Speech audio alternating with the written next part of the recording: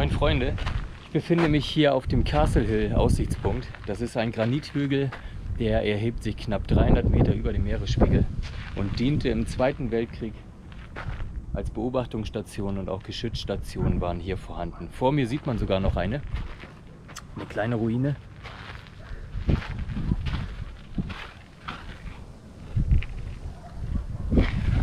Und hier unten haben wir eine schöne Aussicht auf die Kleinstadt Townsville.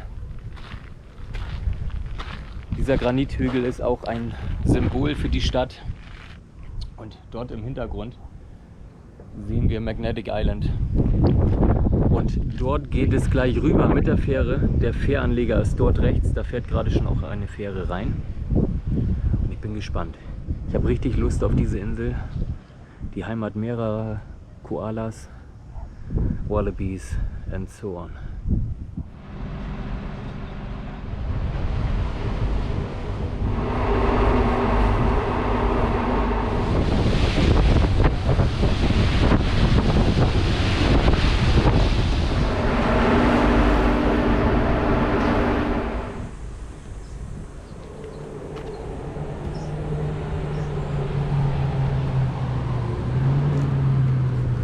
So, wir sind jetzt hier auf Magnetic Island und machen den bekanntesten Walk, den Fords Walk.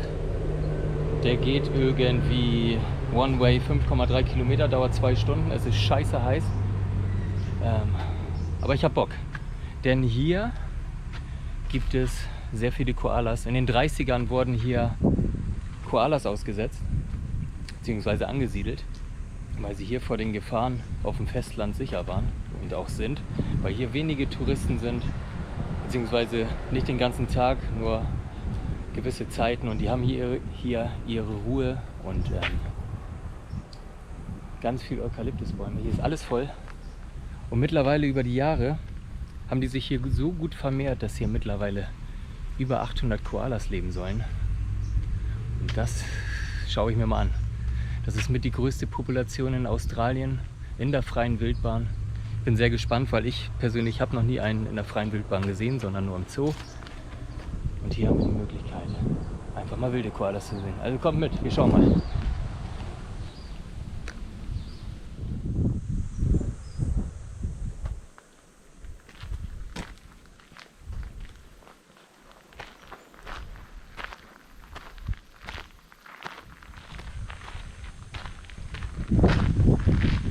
Ich bin mit der Fähre hier rüber gefahren. Magnetic Island Ferry gibt es zum einen. Dort kann man auch ein Auto mitnehmen. Das kostet aber hin und zurück ungefähr $250. Also es ist günstiger, sich hier ein Auto zu mieten. Dafür habe ich irgendwie $80 bezahlt. Und wenn man das After Hour abgibt, dann kostet das irgendwie $10 extra. Also ein Schnapper plus die Tankkosten. Weil der Sonnenuntergang soll hier echt phänomenal sein. Und es gibt zum anderen noch die Sealing-Fähre, die habe ich genommen, die ist schneller. Online ist es günstiger zu buchen. Ich glaube, ich habe $38 bezahlt. 20 Minuten dauert das Ganze. Und dann ist man schon hier.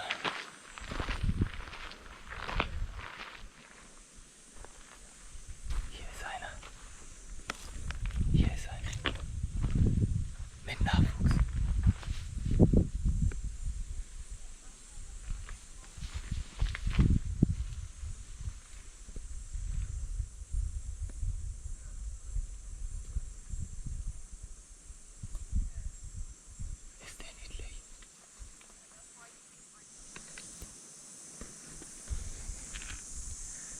Ich habe ihn gesehen, den ersten Koala in freier Wildbahn.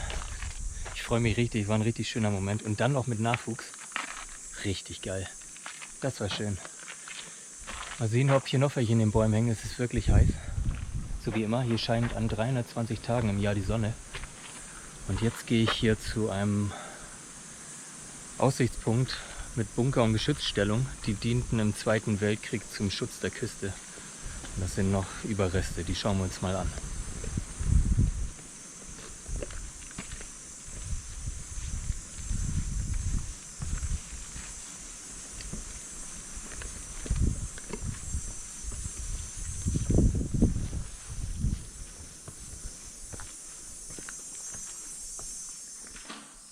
hier sind wir in einer Geschützstellung.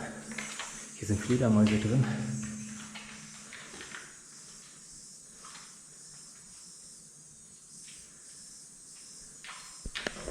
Die haben sich das hier gemütlich gemacht. Alles voll.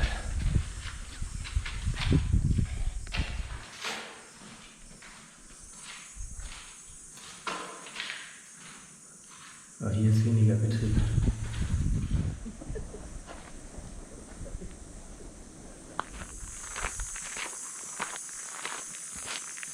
It's getting hot in here, so take off all your clothes. Da, da, da, da, da, da, da, da, da.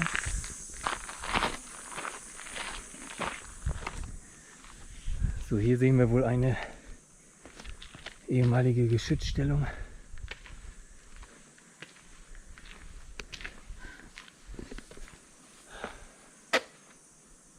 Herz ist schon gut am Pumpen. Es ist so unfassbar heiß. So, was ist hier?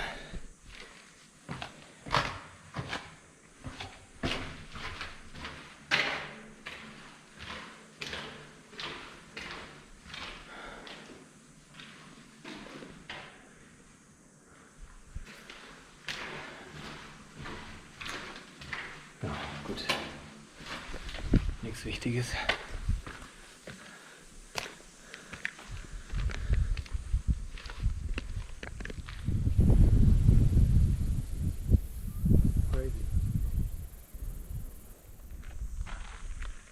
So, hier ist eine weitere Artilleriestation.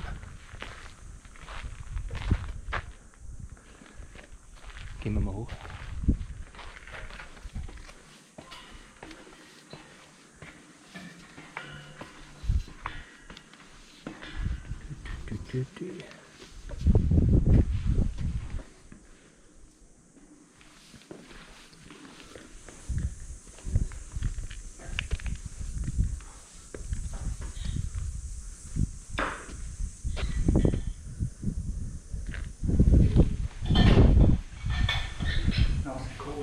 Ja.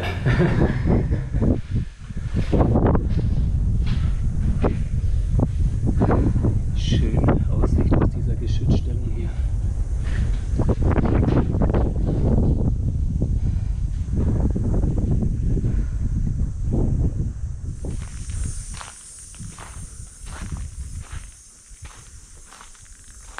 Oh, da oben ist noch einer.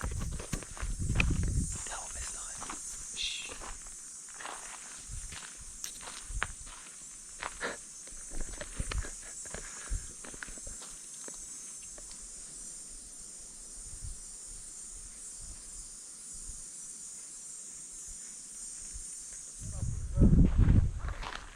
So, das ist doch eine gute Ausbeute. Ich war hier 2 Stunden jetzt unterwegs, habe mir auch Zeit gelassen und habe eine Mutter mit ihrem Nachwuchs gesehen, mit ihrem Baby und noch einen kleinen Dicken. Damit bin ich zufrieden. Aber wenn ihr hier auf dem Pfad geht, ist die Chance ziemlich gering, würde ich sagen. Also ich habe hier direkt auf dem Weg keinen gesehen. Sind halt auch genervt von den Leuten. Ich bin immer ein bisschen reingegangen, aber auch nicht so weit. Vielleicht 3, 4, 5 Meter. Und dann einfach die Augen offen halten. Die hingen gar nicht so hoch, sondern auch schon einfach in 2 Meter Höhe. Aber auf dem Weg ist die Chance schon ziemlich gering. Hier sind halt überall Leute am Rumlaufen.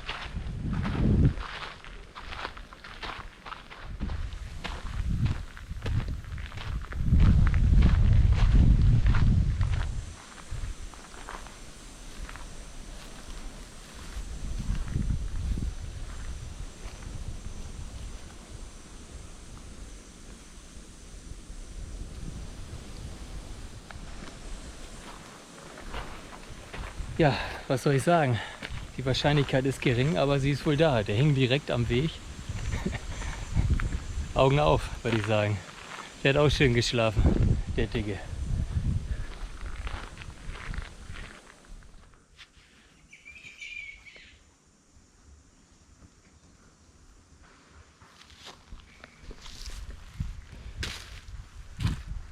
Das hier ist der Butterfly Walk.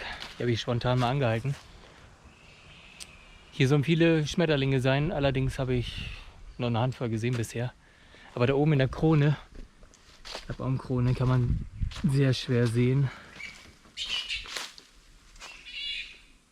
Hängen alles riesige Fledermäuse.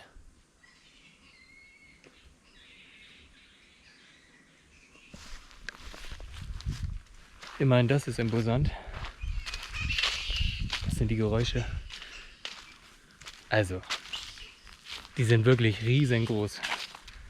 Habe ich bisher auch noch im Zoo gesehen. Also die sind wirklich riesig.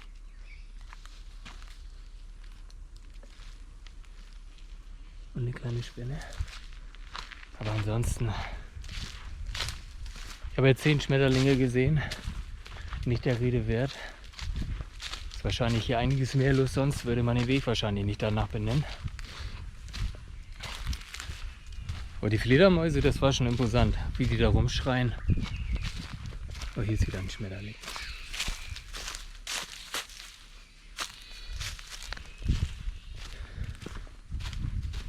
Oh Mann, ey. Mücken en masse.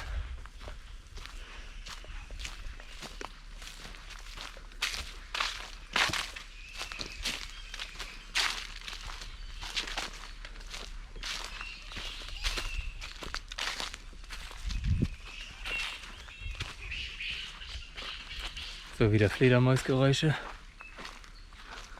Die schreien hier rum.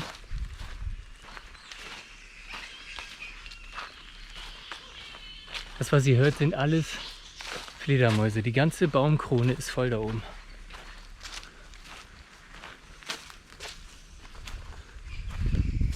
Da oben die ganzen schwarzen Viecher. Alles riesige Fledermäuse.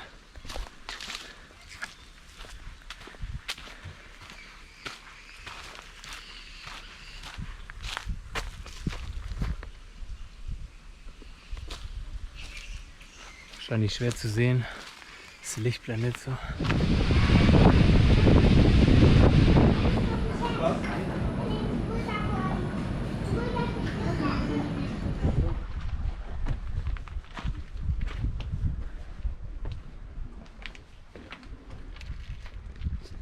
Das hier ist der Jeffrey Bay.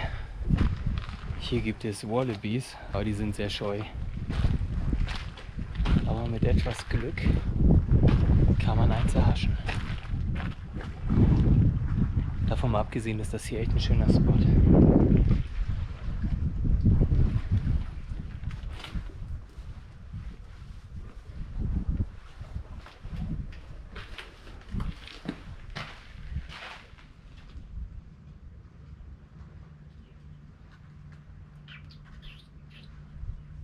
Na Diggi.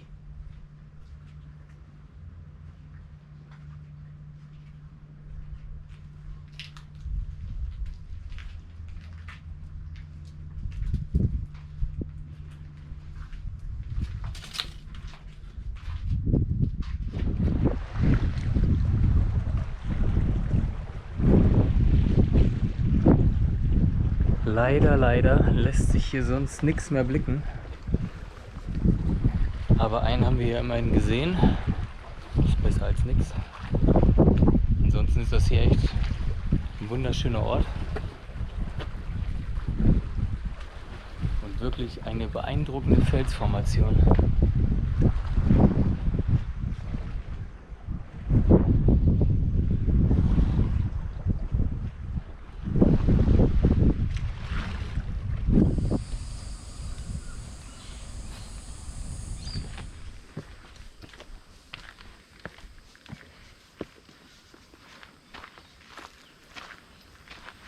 Nun geht's zum Hawkins Lookout.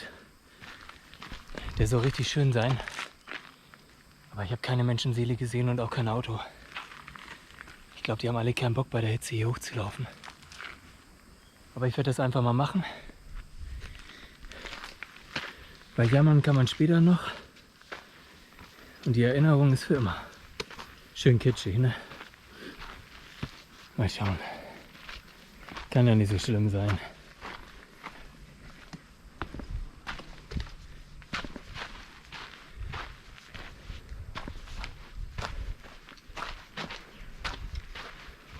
Mit Glück sieht man hier auch ein paar Wallabies.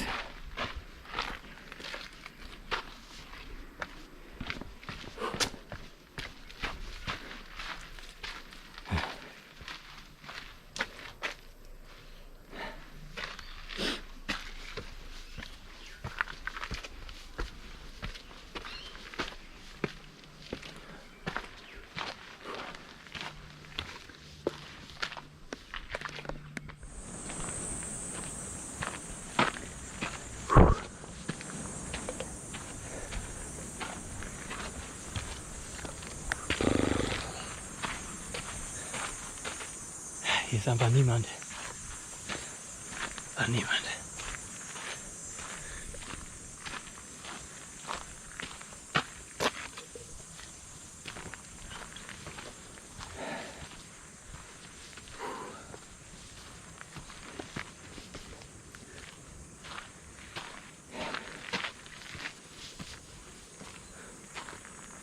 Na, na, na, na, na, na.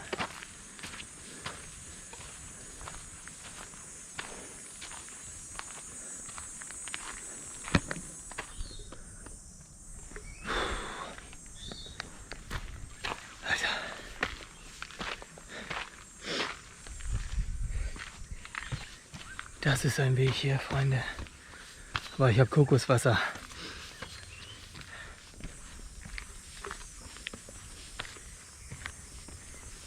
Der Weg, der niemals endet.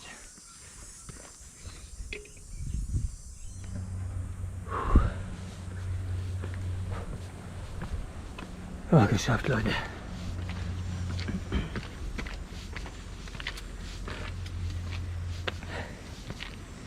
So lang ist der Weg tatsächlich gar nicht. Aber wenn man schon seit heute Morgen durch die Hitze trackt, pumpt man am Nachmittag schon etwas mehr. Dafür ist das hier oben ganz schön windig. Guckt euch das an.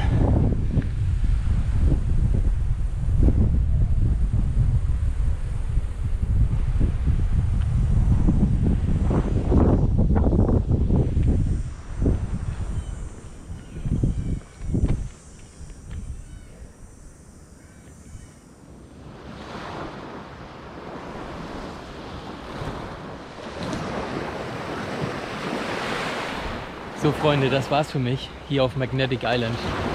Also wenn ihr mal in Townsville seid, das ist der Ausgangspunkt in der Regel, kommt unbedingt hierher für mindestens einen Tag. Ihr könnt das auch gerne an 2 Tagen machen, dann könnt ihr die Tracks ein bisschen aufsplitten, weil an einem Tag ist es schon ein bisschen anstrengend bei der Hitze. Nichtsdestotrotz schafft man es auch an einem Tag. Also das ist euch überlassen. In diesem Sinne, lasst mir ein Like da oder gebt mir ein Abo, ich freue mich. Bis dahin.